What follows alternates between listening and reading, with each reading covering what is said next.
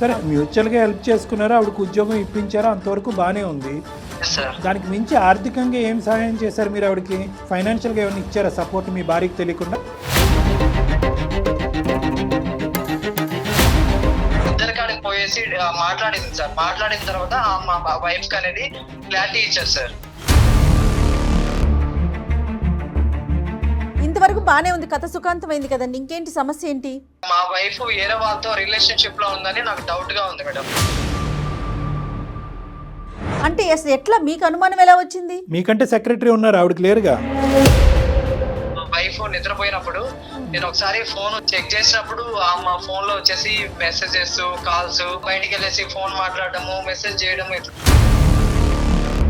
ఈ కథ మీద అనుమానం నడుస్తున్నప్పుడే ఈవిడ ప్రవర్తనలో ఇది వచ్చిందా, లేదంటే మీది కంప్లీట్గా ఎండ్ అయిన తర్వాత మీ వైఫ్ యొక్క ప్రవర్తనలో మార్పు మీకు కనిపించిందా? ఈరోజు నేను ఒక కొత్త కథని సృష్టిస్తూ మా ఆవిడకి ఎవరో ఒకరు ఉన్నారు అనే విధంగా నువ్వు మాట్లాడలేదు అంటానికి గ్యారంటీ ఏంటి? నువ్వేం చూసావు? మీ ఆయన ఇంట్లో ఉన్నాడా, ఎప్పుడు వస్తావు, డబ్బులు ఎప్పుడు ఇస్తావా అని చెప్పేసి అడుగుతా ఉంటాడు సార్ మా వైఫ్ ని. డబ్బుల వరకు వచ్చిందా? సార్ అది నిజమే సార్. ఎవరు ఈ అబ్బాయి? అప్పుడులో X boy friend sir. O X, మళ్ళీ ఇప్పుడు ఎక్స్ మళ్ళీ డబుల్ ఎక్స్ అయ్యాడు అప్పుడు? అవును సార్. ఏం చేసి ఉండొచ్చు? మేమిద్దరము బయట రెస్టారెంట్లకి అలా సరదాగా మాట్లాడుకొని అట్లా ఇట్లా వెళ్ళాం సార్. ఆ టైంలో కనెక్ట్ అయ్యాను సార్. కనెక్ట్ అయ్యి తర్వాత డిస్కనెక్ట్ అవ్వలేకపోయావు, అంతేనా?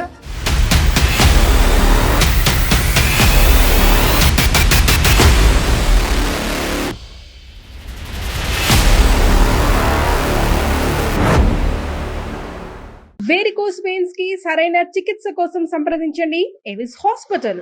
ఎవిస్ హాస్పిటల్ సమర్పించే అందమైన జీవితం కార్యక్రమానికి స్వాగతం. నమస్తే కళ్యాణ్ గారు. నమస్తే జయ గారు.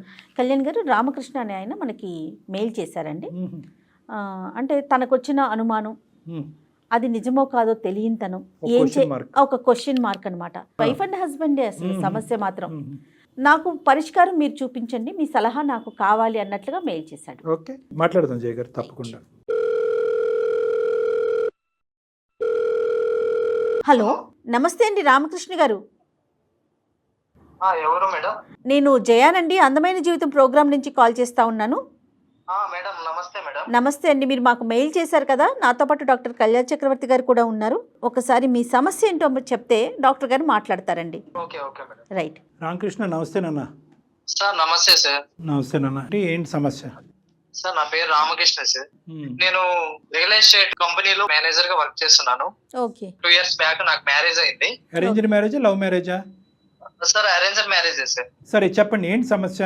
నా కింద ఒక ఆమె సెక్యూరిటీ గా ఉంటుంది. నాకు వచ్చిన ఫోన్ కాల్స్ కానీ, మెసేజెస్ కానీ, క్లయింట్స్ కానీ ఇవన్నీ ఆమె మేనేజ్ చేస్తూ ఉంటుంది సార్. సో మీ వర్క్ లోడ్ ఆవిడ షేర్ చేసుకుంటూ ఉంటది. Yes sir. మీ ఇద్దరి మధ్యనే ప్రధానమైనటువంటి communication. Yes sir. Yes sir. చెప్పండి. నా క్లయింట్స్ కానీ వాళ్ళందరినీ ఫాలో చేస్తూ ఉంటది. మేము డే అండ్ నైట్ అంటే మెసేజ్ చేసుకోవడము, ఫోన్ మాట్లాడుకోవడము ఇట్లా చేస్తూ ఉంటాం సార్. మా భార్య అది చూసి ఆమె కొంచెం తప్పుగా అనుకునింది. మా వైఫ్ కి కొంచెం దూరంగా ఉండడం వల్ల ఆమె కొంచెం డౌట్ పడి డైలీ ఎక్కువ దానికి ప్రిఫర్ చేస్తున్నావు, నాకు కొంచెం దూరంగా ఉండవు అని చెప్పేసి ఆమెకి డౌట్ వచ్చింది సార్. సరే, మీ భార్య పేరు ఏంటండి? Priya sir. Okay, so basically ఆవిడ చూసిందంటూ ఏమీ లేదు, కానీ మీ ఇద్దరి మధ్యన ఉన్నటువంటి డిస్టెన్స్ పెరగడంతో మీ యొక్క ఫోకస్ వేరే చాట ఉందని ఫీల్ అయింది ఆవిడ. అవునవును సార్. ఆ ఫోకస్ కాస్త సార్ బట్ మా ఇద్దరి మధ్యన ఏం లేదు సార్. కానీ ఆవిడ ఏమైనా మెసేజ్లు కానీ లేదంటే వినకూడనటువంటి ఫోన్ కాల్స్ కానీ చూడకూడవలసింది ఏమైనా చూసిందా అని అడుగుతున్నా. లేదు సార్, చూడలేదు. కేవలం ఈవిడికి దూరంగా ఉన్నారు, ఎక్కువ వర్క్ ఆఫీస్ పనిలోనే ఎక్కువ నిమగ్నమై ఉన్నారు. ఆవిడతో కమ్యూనికేషన్ పెరగడంతో అక్కడ ఇంటెన్సిటీ పెరిగింది, ఇక్కడ తగ్గింది అన్నది ఆవిడ భావం. Okay, got it. ఓకే, దాని మీద తర్వాత ఏమైందండి?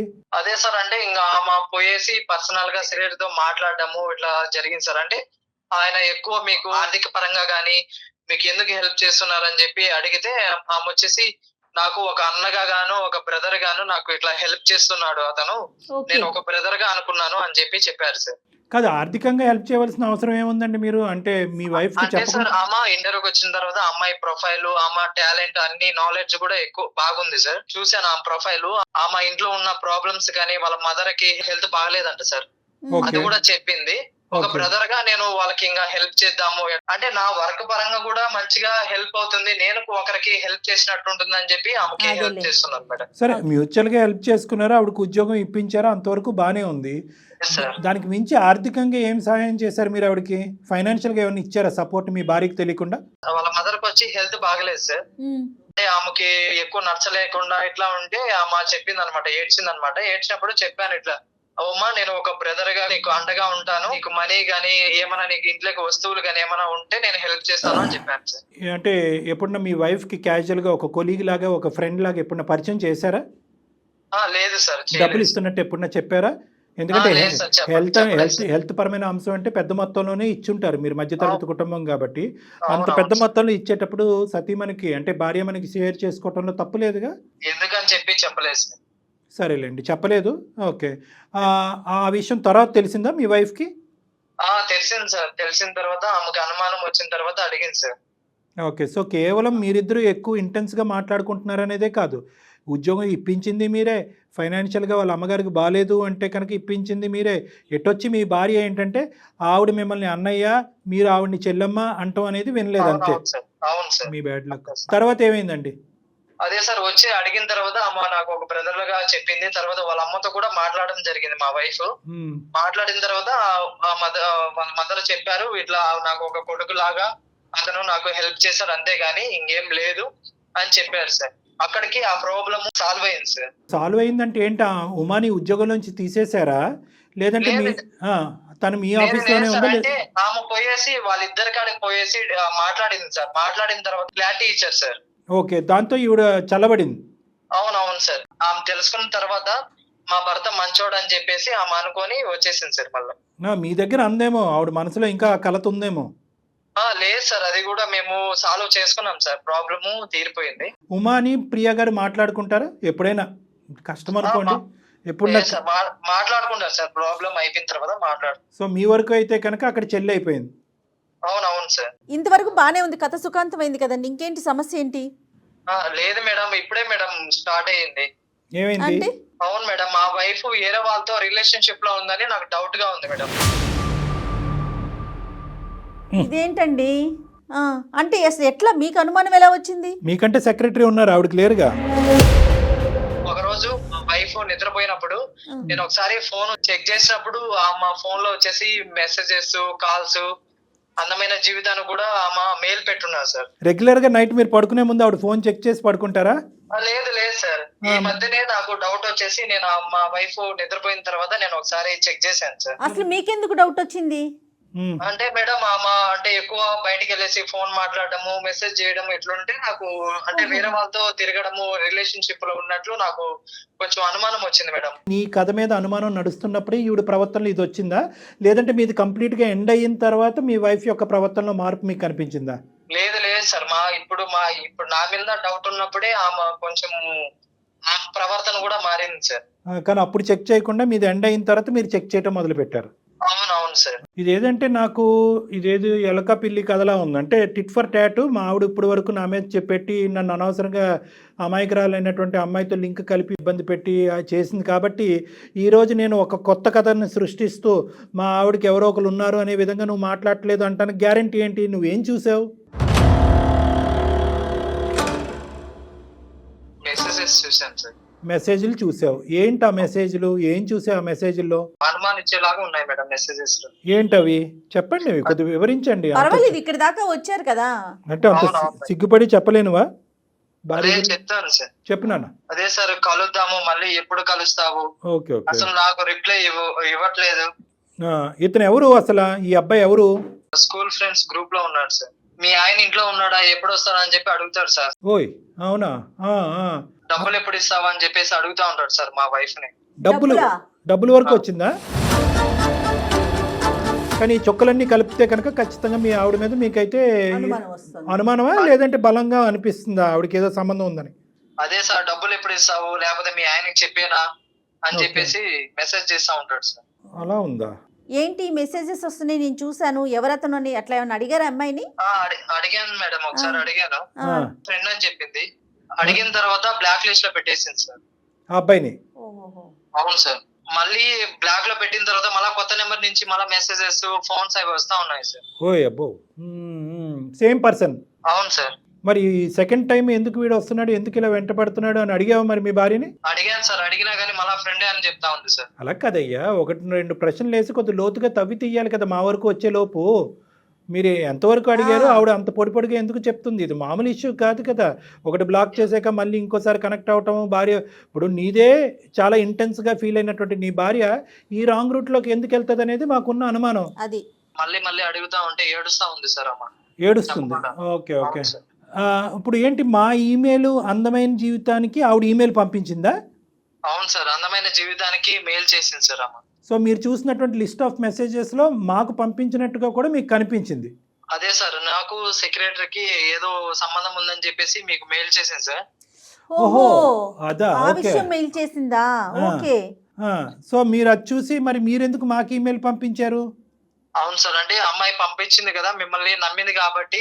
ఇప్పుడు అర్థమైంది నాకు. రైట్. ఓకే. సో బేసికలీ మీరు ఏంటంటే కనుక ఎవరినైతే కనుక ఆ అమ్మాయి బలంగా నమ్మి నీ మీద ఒక కంప్లైంట్ పెట్టి నిన్ను బాగు చేయమంటానికి మాకు ఈమెయిల్ పంపించిందో మా ద్వారానే కనుక్కుంటే కనుక నిజాలు ఇంకా పకడ్బందీగా బయటకు వస్తాయనేది మీ ఉద్దేశం. అవును సార్. మరి ఎవరు అనుకుంటున్నారు మీరు? మీ అనుమానం ఏంటి? ఇల్లీగల్ అయి ఉండొచ్చు సార్. ఇల్లీగల్ అయినా లీగల్ అయినా నేను అనేది ఏంటంటే సోర్స్ ఎక్కడా అని అడుగుతున్నా. ఎక్కడి నుంచి మొదలయ్యాడు మహానుభావుడు అని అడుగుతున్నా. చూసింది ఒక బఠానీ గింజ అంతా ఈ అబ్బాయి కొండంత ఊహించుకుంటున్నట్టు అనిపిస్తుంది. సర్లే, ఇప్పుడు ఓకే, మనం ఊహని ఇప్పుడప్పుడే లెక్క తేల్చకూడదు. ఎందుకంటే మీ ఆయన ఉన్నాడా, మీ ఆయన ఈ టైంలో లేకపోతే ఎలాగా, డబ్బులు ఎప్పుడు ఇస్తావు, డబ్బుల గురించి ఇవ్వకపోతే కనుక అతనికి అన్నీ చెప్తాను అనే మాటలు అనేవి మరీ అంత సింపుల్ ఫ్రెండ్షిప్ లాగా నాకు అనిపించట్లేదు ఇక్కడ. లవ్ ఇమేజెస్ ఉన్నాయి సార్. లవ్ ఇమేజెస్ కూడా ఉన్నాయి, డబ్బుల విషయాలు ఉన్నాయి, ఇంట్లో భర్త ఉన్నాడా అనేది ఉంది. నేను ఇంకేం చెప్పుకోలేను సార్ ఇంతకు మించి. సర్లే, నువ్వు పడేటటువంటి ఇబ్బంది మాకు అర్థమవుతుంది. నీ నోరు తడారిపోతుంది. నువ్వు ఒక్కసారి అమ్మాయిని కలుపుదాం మేడం, మరి ఒకసారి మాట్లాడదాం కదా కళ్యాణ్ గారు. ఇప్పుడు తను ఇంతకుముందు అతని మీద అనుమానం, ఇప్పుడు అమ్మాయి మీద అనుమానం. ఏది కరెక్టో కాదో మీరు మాట్లాడితే కదా మీకు తెలుస్తుందని నా ఉద్దేశం. మీ వైఫ్కి ఒకసారి కనెక్ట్ చేస్తారా? మరి డాక్టర్ గారు మాట్లాడతారు. మేడం లేదు మేడం, నేను కలిపితే అమ్మ మాట్లాడదు మేడం, మీరే ఒకసారి మాట్లాడండి మేడం. ఇప్పుడు ఇద్దరు కలిసి పంపిస్తాను. కాదు రామకృష్ణ, ఇద్దరు కలిసి ఓకే మేము మాట్లాడతాం. మీ ఇద్దరు కలిసి ఉండట్లేదా, ఉంటున్నారా? అంటే ఒకే చోట ఉంటాము, వేరే బెడ్రూమ్ లో ఉంటాం సార్. ఓకే. సో మీ ఇద్దరి మధ్యన ఆ డిఫరెన్స్ వచ్చేసింది ఆల్రెడీ. అవును సార్. సరే, ఒకసారి మేమే కలుపుతాం నేను, ఉండండి అయితే. అంటే మీరు ఓకే సార్. ఒకసారి మీ వైఫ్ నెంబర్ పెట్టేసేయండి చాలు, నేను కాల్ చేస్తా తనకి. Okay madam. రైట్. పంపిస్తున్నా మేడం. ఆఖరికి ఏ స్థాయికి వచ్చిందో చూసారా జయ గారు? ఇతను ఫోన్ చేస్తే ఆవిడ ఎత్తదంట. ఒకే ఇంట్లో ఉంటున్నారు కానీ విడివిడి బెడ్రూమ్స్.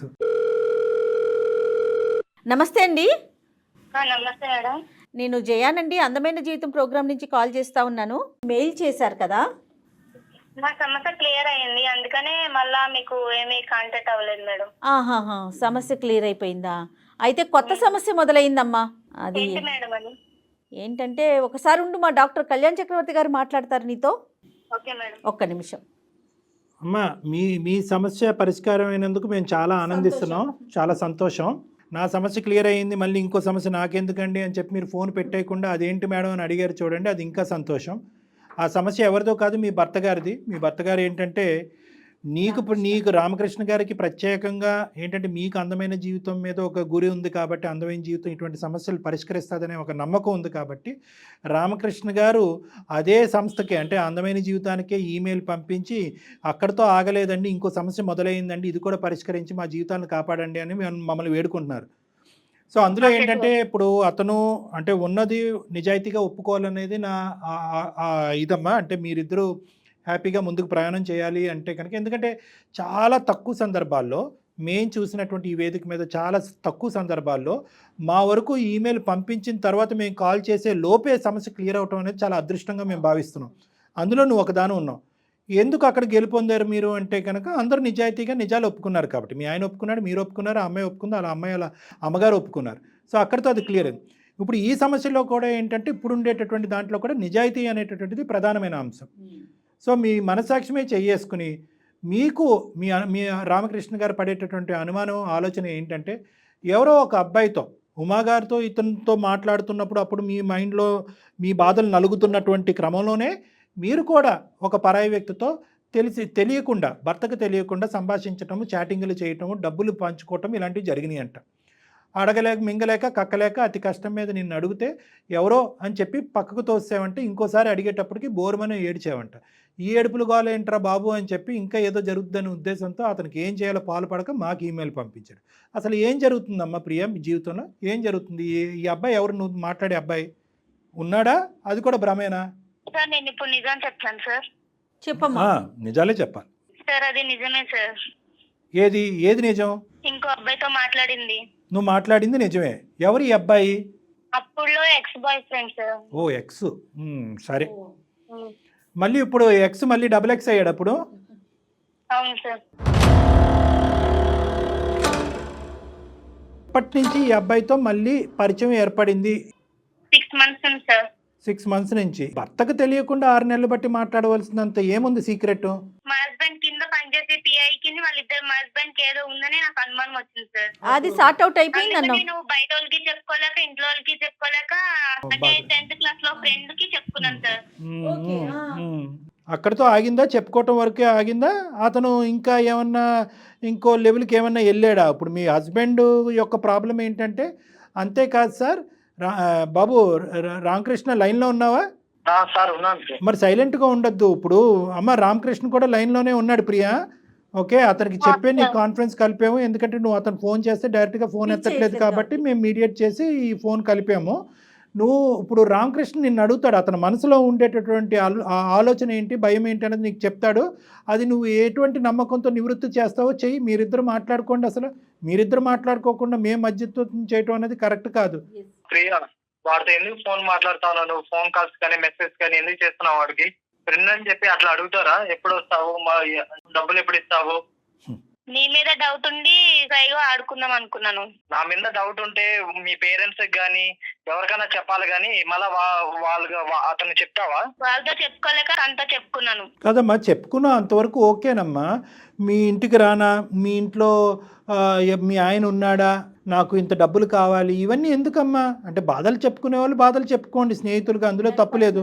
ఎప్పుడైతే కనుక మీ హస్బెండ్ యొక్క ఇష్యూ రెక్టిఫై అయ్యిందో ఆ రోజు నువ్వు కట్ చేసేసి ఉంటే కనుక అయిపోయి ఉండేది కదా. ఎందుకు మళ్ళీ అది కంటిన్యూ అయ్యి ఇంకో లెవెల్కి వెళ్ళింది? ఇంకో లెవెల్కి వెళ్ళిందా లేదా? వాడు అడ్వాంటేజ్ తీసుకున్నాడు సార్. ఏమ్మా అడ్వాంటేజ్ తీసుకున్నాడు అంటే ఏం అడ్వాంటేజ్ తీసుకున్నాడు చెప్పు. స్కూల్లో డబ్బులు అవన్నీ ఇచ్చాను, ఫోన్ కొనుక్కొని డబ్బులు లేవా అంటే ఇచ్చాను, మళ్ళీ ఇబ్బందులు అంటే ఇచ్చాను సార్.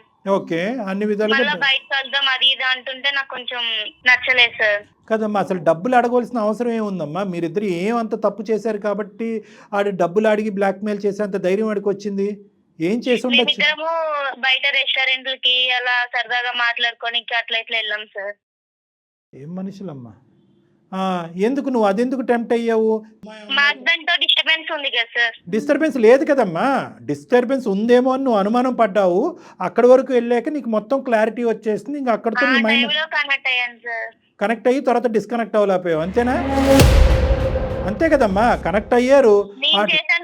అవ్వట్లేదు సార్, డిస్కనెక్ట్ అవ్వట్లేదు. ఎవరు? నువ్వు డిస్కనెక్ట్ అయ్యావు కానీ అతను అవ్వట్లేదు. అంతే. మరి విత్తనాలు జల్లేక మొలకెత్తవా?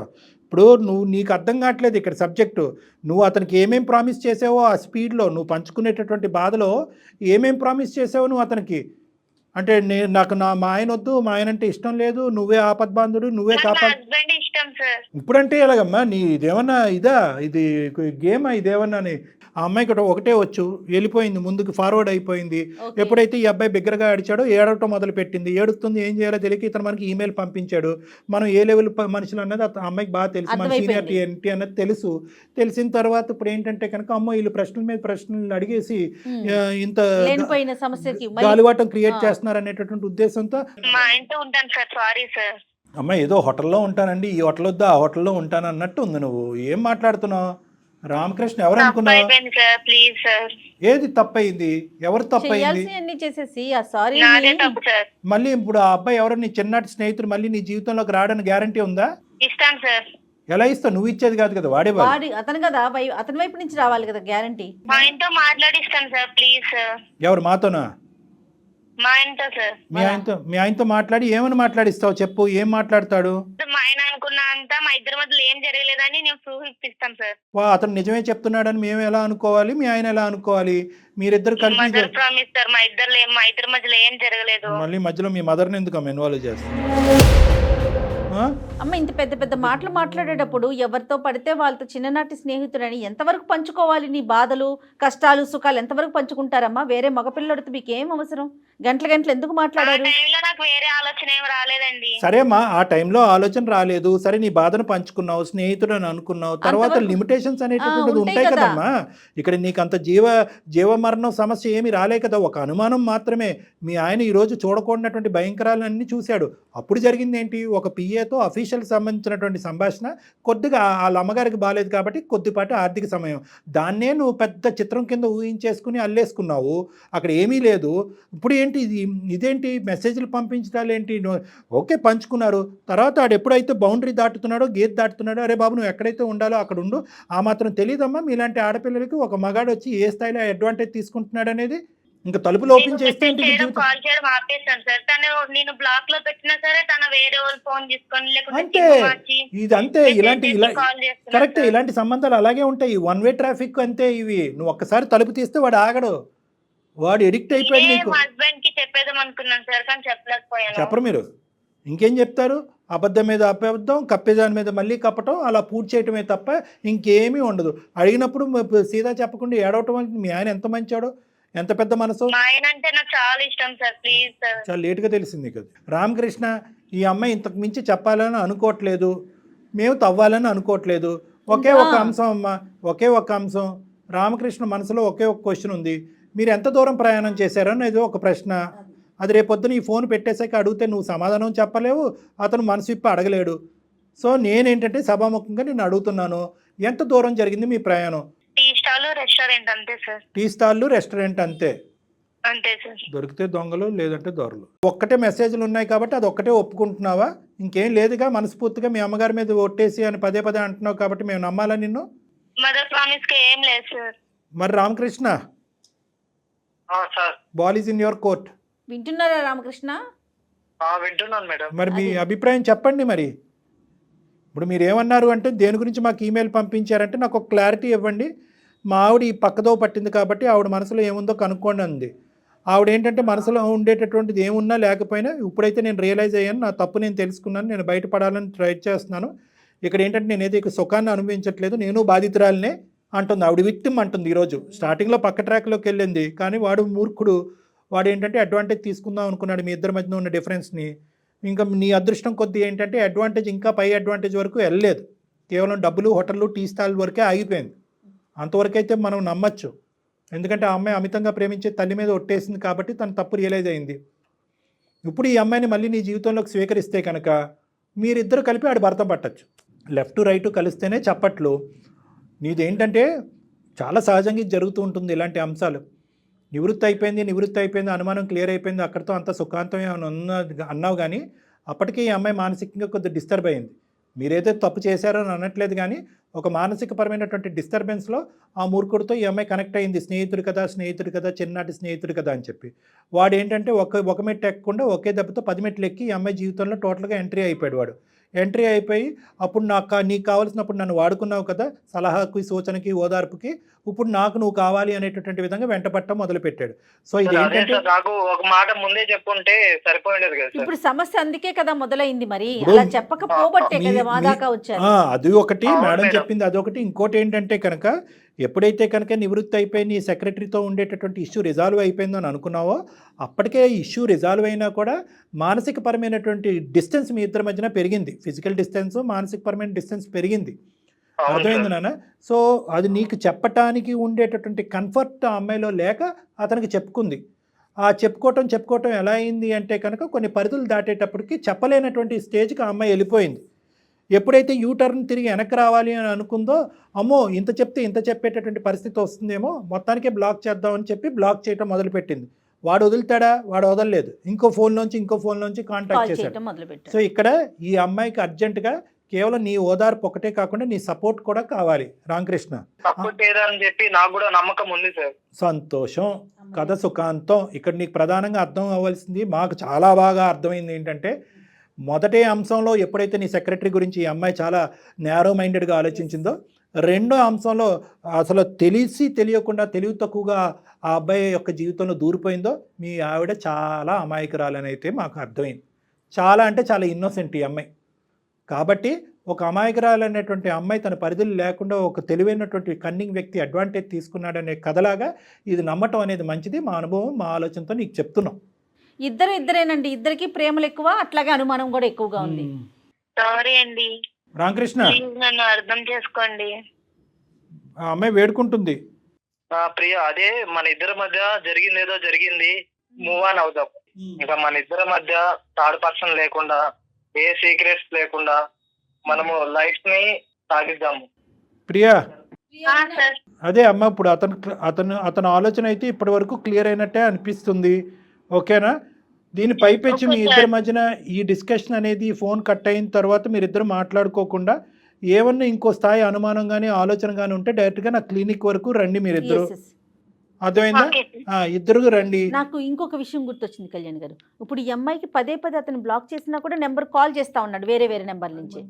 అదొకసారి దాన్ని ఏం చేద్దాము? ఇప్పుడు నువ్వు నీ పర్మిషన్ అక్కర్లేదులే ప్రియా. ఇప్పుడు అతనితో మేము మాట్లాడతాం, అతని నెంబర్ మాకు షేర్ చేయమ్మా ఒకసారి.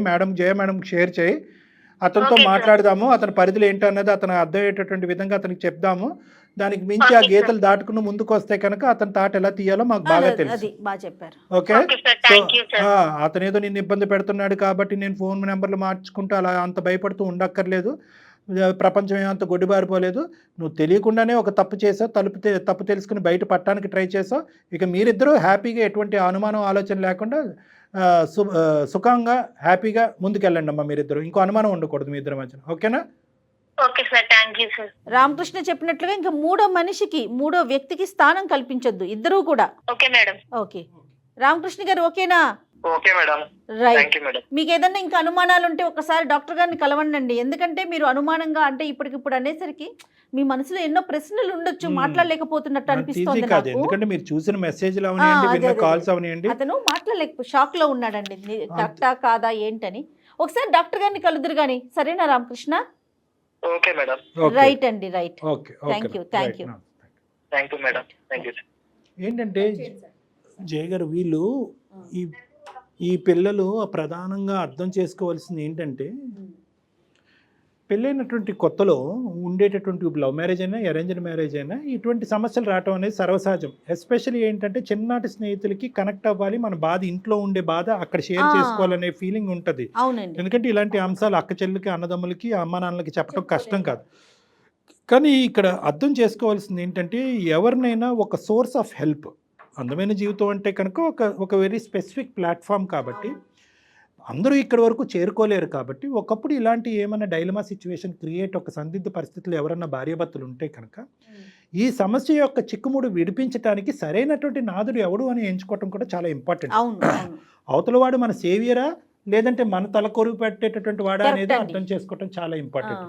అసలు వాడు ఎవడు, వాడు ఎంతవరకు వాడికి చెప్పచ్చు, అసలు నేను ఆలోచించేది నిజమా అవాస్తవా, వాడికి ఎందుకు సినిమాకి ఎందుకు రమ్మంటున్నాడు, బయటకు ఎందుకు రమ్మంటున్నాడు, ఫోన్లో పంచుకునేది బయట ఎందుకు వినాలి, డబ్బులు ఎందుకు అని చెప్పి ఆ పరిధులు గీతలు గీలాపోయింది. ఎప్పుడైతే నేను గీలాపోతున్నానో అని అనిపిస్తుందో వెంటనే విడ్రా అయిపోవాలి.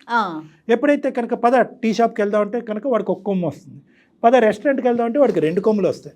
సో ఈ విధంగా ఏంటంటే ఆ అమ్మాయి జుట్టు తీసుకెళ్ళి అతని చేతిలో పెట్టి, కాబట్టి ఎంత సమస్య అయినా కూడా దాని చిక్కుముడి విప్పి దానికి ఒక పరిష్కార మార్గం వెతికేటప్పుడు correct mediator, correct solution identifier ఉండాలి. మన సమస్యను కాస్త డబల్ సమస్య తీసుకెళ్ళే పరిస్థితి, సమస్య పరిష్కారం కాస్త మళ్ళీ ఒక సమస్యకి కారణం కాకూడదు. Correct jogger. రైట్ అండి, చాలా బాగా చెప్పారు. బట్ ఆ అబ్బాయి కూడా నాకైతే ఎందుకో కన్ఫ్యూజన్ స్టేటస్ లో ఉన్నట్టు అనిపిస్తోంది. ఒక్కసారి మీరు మాట్లాడితే. మంచి అబ్బాయి, అర్థం చేసుకునే అబ్బాయి. ఇదే సమస్య ఇంకొక ఇంట్లో ఉంటే కనుక మనం చూసినటువంటి కేసుల్లో రాచి రంపాలు పెట్టి ఇది భయంకరమైన పరిస్థితి తీసుకురాకుండా ఆ అబ్బాయి కేవలం అమ్మాయి ఏడుస్తుంది అన్నతో అక్కడితో కమ్యూనికేషన్ ఆపేసి ఆ అమ్మాయి వేరే రూమ్ లో, ఈ అబ్బాయి వేరే రూమ్ లో పడుకుని మనల్ని ఆశ్రయించాడంటే ఆ అబ్బాయి మనసు చాలా పెద్దది, అర్థం చేసుకునే మనసు. ఎటొచ్చి ఏంటంటే అక్కడ సన్నివేశాలు, మెసేజ్లు చూసింది ఒకటి, ఈ అమ్మాయి చెప్తుంది ఒకటి, వింటుంది ఒకటి.